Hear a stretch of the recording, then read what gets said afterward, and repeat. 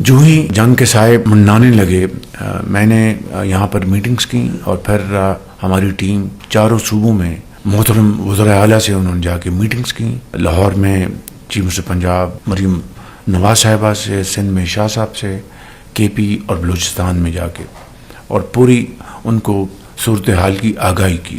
پہلے ہفتے ہمیں فی الفور 55 روپے پاس آن کرنا پڑا اور ہم نے اس کو ایکویٹ کیا ڈیزل کو اور پیٹرول کی قیمت کو. ایک کی پی ڈی ایل ہم نے کم کی اور اس کو ایکویٹ کر کے ہم نے 55 روپے کے طور پر پاس کیا.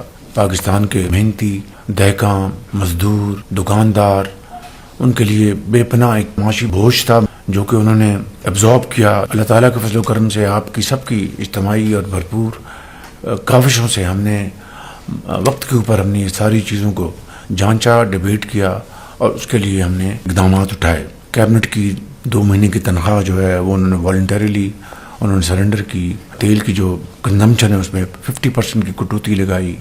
پھر پارلیمنٹ کے ممبرز نے اس کے لیے کنٹریبیوٹ کیا اور اسی طرح کا 60% جو گاڑیاں ہیں ان کو ہم نے کھڑا کر دیا تاکہ تیل کا جو استعمال جو ہے وہ کم سے کم ہو.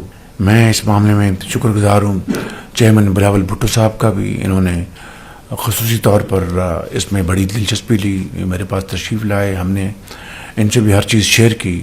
اس کے بعد پریزیڈنٹ صاحب کا بہت شکر گزار ہوں کہ انہوں نے میٹنگ بلائی، وہاں پر آپ سب تشریف لائے اور ایک بڑی اچھے ماحول میں گفتگو ہوئی. اس وقت تک ہم نے بلینکٹ کور دیا ان 3 ہفتوں میں اور اس حوالے سے وفاق نے 129 ارب روپے دیے ہیں. 100 بلین ہم نے پی ایس ڈی میں ہم نے کٹ لگایا اور جو بچت تھی اس کو ہم نے اکاؤنٹ پہ ڈالا اور اس سے ہم نے یہ تمام یہ جو اخراجات ہیں جو وفاق نے برداشت کیے.